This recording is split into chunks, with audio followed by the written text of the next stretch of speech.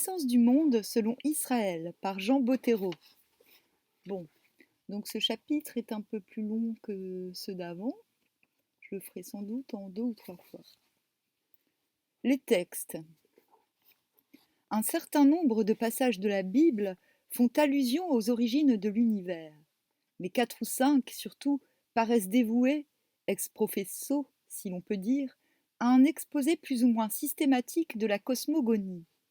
C'est eux qu'il faut lire d'abord, intégralement, et, le plus possible, exactement traduits. Si toutefois l'on recherche les éléments d'une histoire de la pensée cosmogonique israélite, il est important de distinguer ces textes, autant que faire se peut, dans l'ordre chronologique de leur composition. Ceux-ci réclament, au moins pour les 2 premiers, un mot d'explication. La cosmogonie de la Genèse. Personne ne s'étonnera de voir citer en tête le célèbre début du livre de la Genèse, par quoi commencent nos Bibles et que tout le monde connaît déjà plus ou moins. Nombre de lecteurs de la Bible ignorent pourtant encore que ces 2 chapitres contiennent en réalité 2 récits de la création. Voici plus de 100 ans, en effet, que l'attention éveillée par d'innombrables doublés, doubles voire triples récits, diversement nuancés, du même événement, les spécialistes ont entrepris un examen systématique des livres dits historiques de la Bible, dans leur vocabulaire, leur grammaire, leur stylistique, leur idéologie. Ils ont pu établir de la sorte que, prises ensemble ou isolément, ces œuvres ne sont pas d'une seule venue et d'un auteur unique, mais compilées à partir d'ouvrages originaux. Les fastes d'Israël n'ont pas été écrits une seule fois au cours du millénaire que ce peuple a vécu avant notre ère. Ils ont fait l'objet de plusieurs synthèses historico-religieuses, originales ou inspirées plus ou moins l'une de l'autre, dans chacune desquelles un auteur différent exprimait son propre point de vue et celui de son temps. Plus tard, sans doute autour du IVe siècle, du IVe siècle, pour conserver pieusement chacun de ces ouvrages et accuser en même temps leur convergence, on les a découpés en morceaux plus ou moins larges que, par une sorte de rhapsodie ou de mosaïque, l'on a réarrangés en un récit suivi. Le travail a été, en général, assez soigneusement exécuté pour que les lecteurs ingénus ne s'en avisent pas trop, mais il n'a point résisté aux examens de laboratoire, lesquels, au bout du compte, loin de démolir l'histoire biblique, l'ont en quelque sorte enrichie par le dedans, remettant au jour plusieurs sources là où l'on pensait n'en avoir gardé qu'une. Dans la Genèse, on a de la sorte isolé 3 énarrations différentes et originellement autonomes de la plus vieille histoire d'Israël. L'une est facile à séparer des autres. Sa langue abstraite, son style impersonnel et froid, son perpétuel souci des classifications, des nombres précis, des dates exactes, ses multiples formules récurrentes, sa conception théologique particulière et, pour tout dire, cléricale des choses, en même temps que son vocabulaire assez spécial, ont permis depuis longtemps d'en fixer l'individualité et de le rattacher à une époque assez avancée de l'histoire israélite, sans doute après le grand exil, vers la fin du VIe siècle avant notre ère.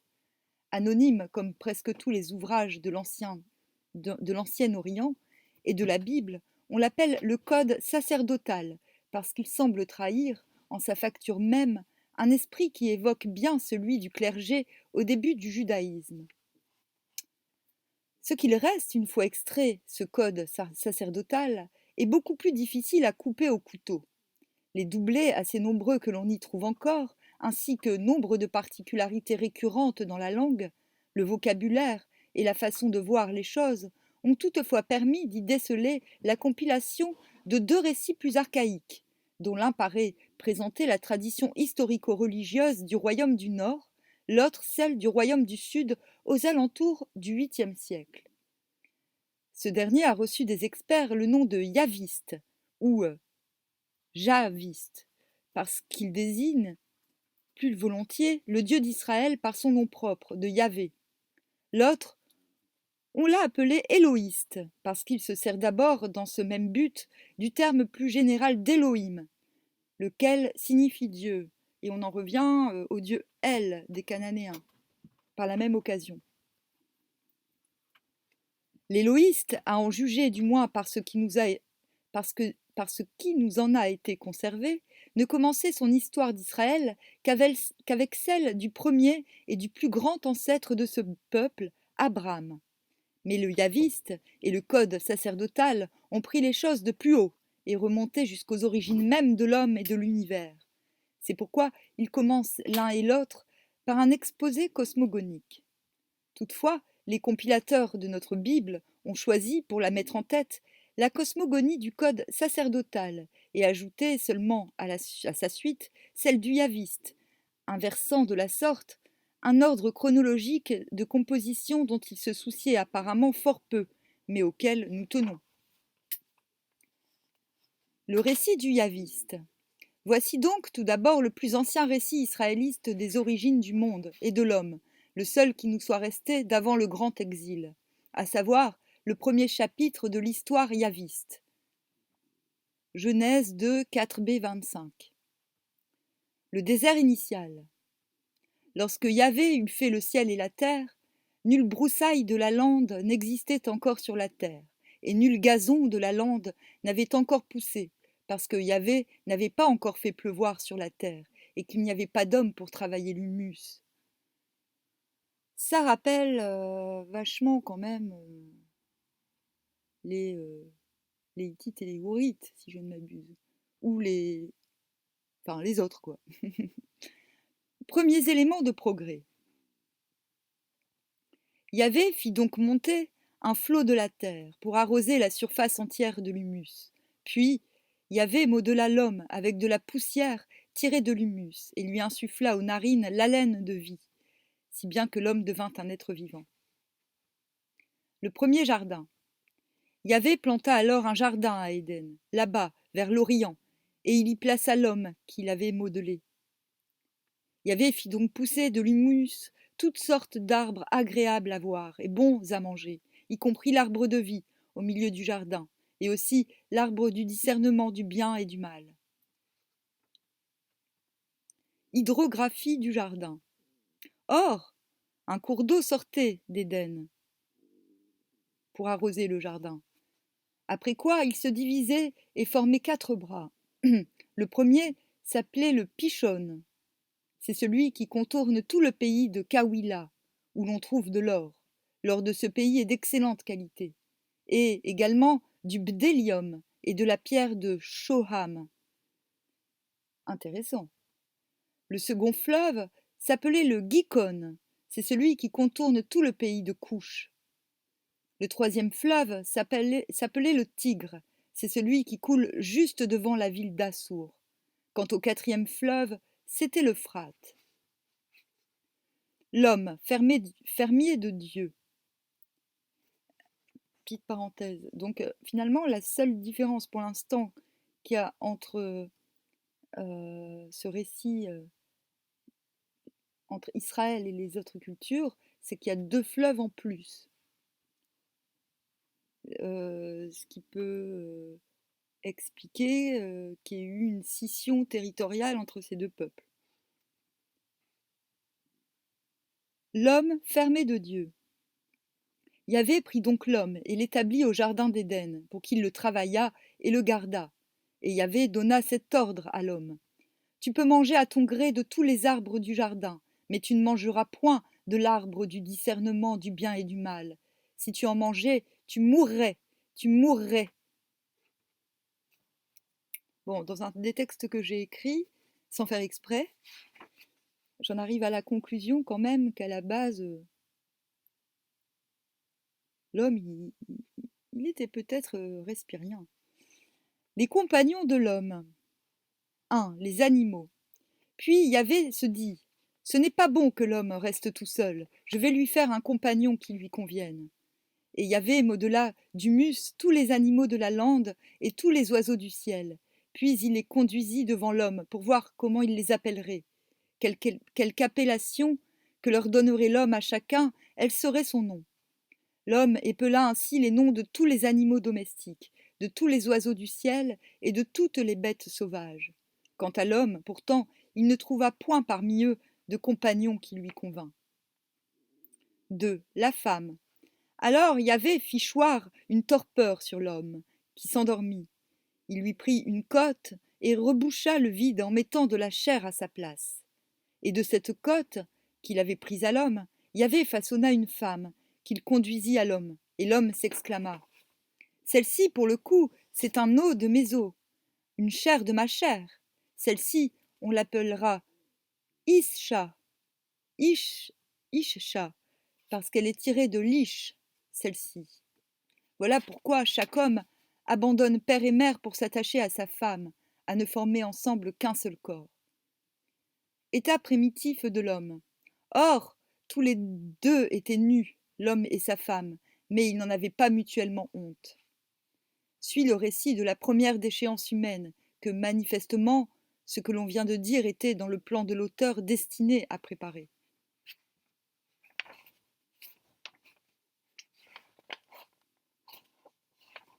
Le récit du code sacerdotal. Les autres exposés cosmogoniques, suffisamment complets et cohérents que nous offre la Bible, ont tous été écrits après l'exil, c'est-à-dire après la première moitié du VIe siècle. Prenons d'abord le début du code sacerdotal, qui tient de près dans notre Bible traditionnelle à la cosmogonie ci-dessus rapportée du yaviste. A. Le chaos initial. Au commencement, Elohim créa le ciel et la terre. Or, la terre était déserte et vide, les ténèbres s'étendaient sur l'abîme et le souffle d'Elohim planait sur les eaux. B. La lumière. Elohim dit alors qu'il y ait de la lumière, et il y eut la lumière. Elohim constata que la lumière était une bonne chose. Puis Elohim sépara la lumière des ténèbres, et Elohim appela la lumière jour, et les ténèbres il les appela nuit. Puis il y eut un soir, puis il y eut un matin, le premier jour. C. La séparation des eaux, le ciel. Ensuite Elohim dit qu'il y ait une voûte entre les eaux, et qu'elle sépare les eaux en deux. Et ainsi en fut-il. Elohim constitua cette voûte et sépara les eaux inférieures à la voûte des eaux supérieures à la voûte. Elohim appela cette voûte ciel, et Elohim constata que c'était là une bonne chose. Puis il y eut un soir, puis il y eut un matin, le deuxième jour. D. La séparation de la terre et de la mer. Ensuite Elohim dit que les eaux inférieures au ciel se rassemblent en un emplacement unique pour qu'apparaisse l'étendue sèche. Et ainsi en fut-il. Elohim appela l'étendue sèche terre, et le rassemblement des eaux. Et le rassemblement des eaux, il l'appela mer, et Elohim constata que c'était là une bonne chose. Les végétaux. Ensuite Elohim dit que la terre verdoie de verdure, d'herbages portant semences et d'arbres fruitiers faisant des fruits de toute espèce, qui ait chacun sa semence en soi sur la terre. Et ainsi en fut-il. La terre poussa de la verdure, des herbages portant semences de toute espèce, et des arbres faisant des fruits, avec chacun sa semence en soi, de toute espèce. Et Elohim constata que c'était là une bonne chose. Puis il y eut un soir, puis il y eut un matin, le troisième jour. F. Les astres. Ensuite Elohim dit qu'il y ait des luminaires à la voûte du ciel pour séparer le jour de la nuit, et pour servir de marque tant aux fêtes qu'aux jours et aux années, et qu'ils servent aussi, à la voûte du ciel, de luminaires pour éclairer la terre. Et ainsi en fut-il. Elohim constitua les deux grands luminaires, le plus grand pour commander au jour, le plus petit pour commander à la nuit, et aussi les étoiles. Puis Elohim les distribua sur la voûte du ciel pour éclairer la terre, pour commander au jour et à la nuit, et pour séparer la lumière des ténèbres. Et Elohim constata que c'était là une bonne chose. Puis il y eut un soir, puis il y eut un matin, le quatrième jour.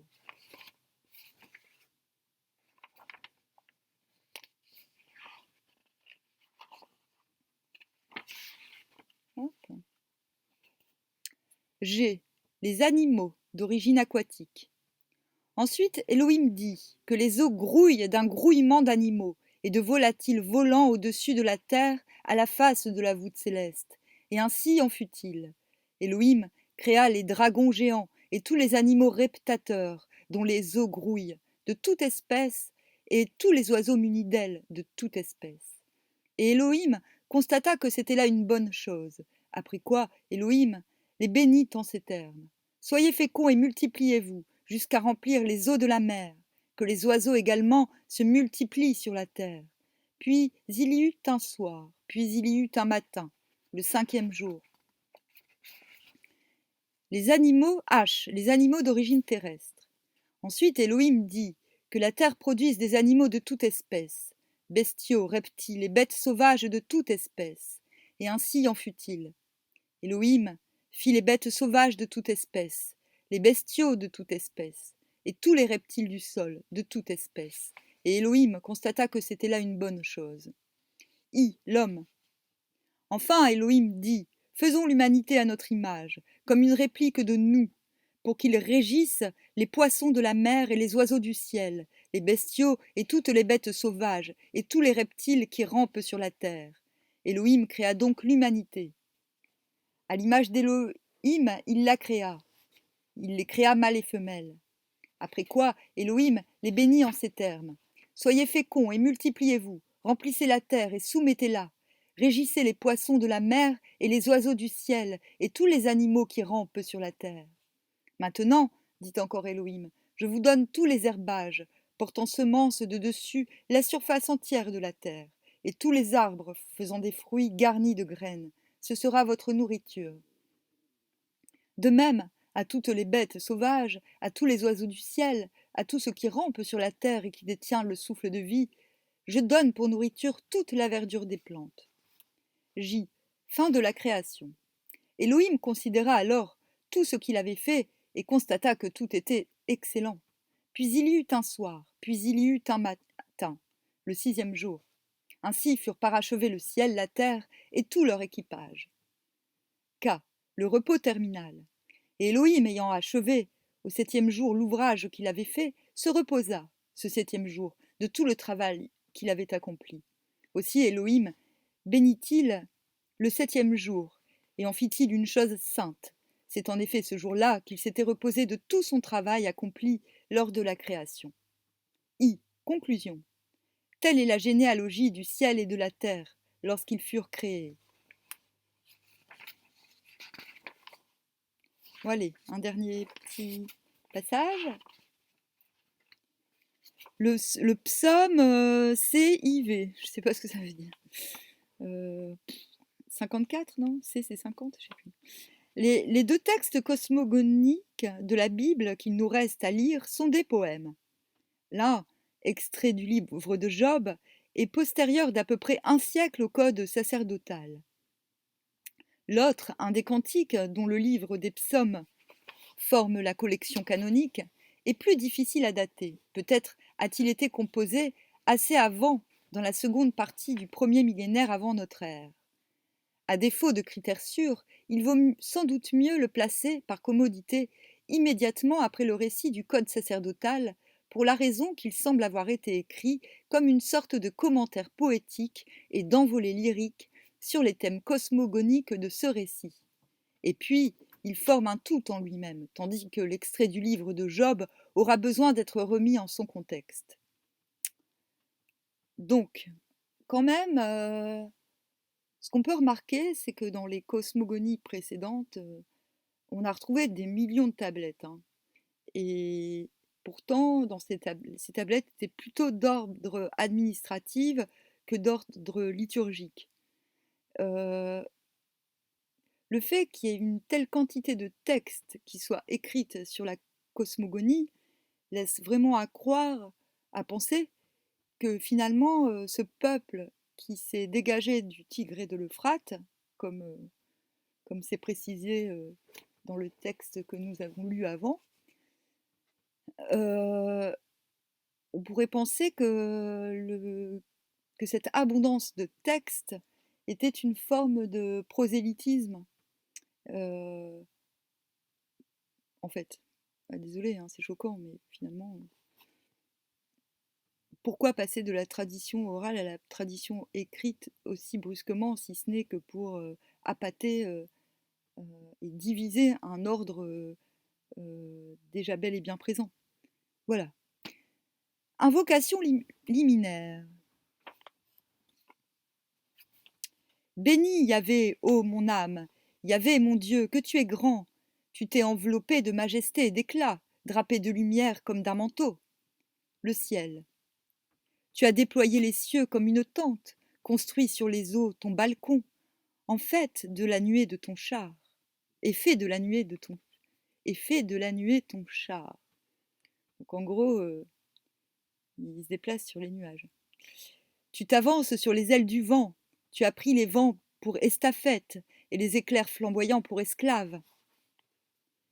J'ai toujours supposé que Zeus, c'était Yahvé. Hein. La terre.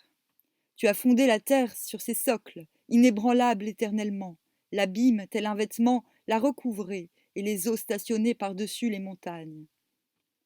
Devant tes grondements, elles ont reculé, elles ont pris la fuite à ta voix de tonnerre.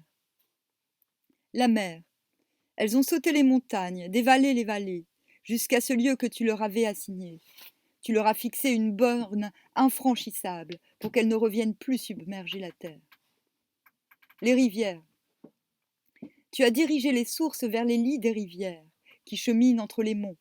Ainsi abreuvent-elles toutes bêtes des champs.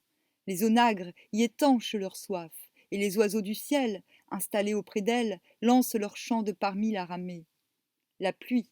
De ton balcon, là-haut, tu arroses les monts, et la terre se gorge à tes outres célestes. Les plantes. Ainsi fais-tu pousser l'herbe pour le bétail, et le gazon pour les domestiques de l'homme. De la terre, tu fais sortir le pain, le vin qui réjouit le cœur de l'homme, l'huile dont tu leur lustres le visage, le pain avec lequel tu leur réconfortes le cœur. Les arbres, même les arbres de Yahvé sont comblés, ces cèdres du Liban que tu plantas toi-même, c'est là que font leur nid les passereaux et que gîtent les cigognes, à la cime. Les montagnes, au bouquetin, les hautes montagnes, et les rochers aux damans pour s'abriter. Je sais pas ce que c'est un daman, mais c'est pas grave. Les astres, le jour et la nuit. Tu as fait la lune pour marquer les temps, et le soleil qui connaît l'heure de son coucher. Tu mets en place les ténèbres, et c'est la nuit où se faufilent tous les fauves des bois, où rugissent après leur proie les lionceaux, réclamant de Dieu leur pitance. Mais, le soleil levé, ils battent en retraite et s'allongent en leur tanière, tandis que l'homme sort travailler, besogner jusqu'au crépuscule. Je ne dois pas être un homme. Nouvelle invocation. Que tes œuvres soient grandes, Yahvé. Tu les as toutes accomplies avec sagesse, et la terre est remplie de tes biens. La mer et les animaux aquatiques. Voici la mer, large et interminable, où se cache un grouillement infini d'animaux petits et de grands, où vont et viennent les navires et ce léviathan que tu façonnas pour t'en jouer. La providence. Tous les êtres espèrent de toi, que tu leur donnes la nourriture en leur temps. Quand tu la leur dispenses, ils la recueillent. Quand tu ouvres ta main, ils se remplissent d'aise. Mais si tu caches ton visage, ils sont saisis d'angoisse. Si tu leur retires le souffle, ils expirent et retournent à leur poussière. Tandis qu'à l'envoi de ton souffle, ils sont créés et tu renouvelles le visage de la terre. Invocation finale. Gloire éternelle pour Yahvé, que Yahvé se réjouisse en ses œuvres. Lui, au regard de qui la terre tremble et les montagnes fument quand il les touche. Ma vie durant, je chanterai pour Yahvé. Jusqu'au bout, je modulerai pour mon Dieu. Que ma piété lui soit agréable, moi dont la joie est en Yahvé. Que les pécheurs soient anéantis de la terre, et les méchants qu'ils n'existent plus. Bénis Yahvé, ô mon âme. Voilà. Bon. Prochain titre, c'est le discours de Yahvé dans Job. Bon, j'essaierai de faire la suite en une fois. Hop.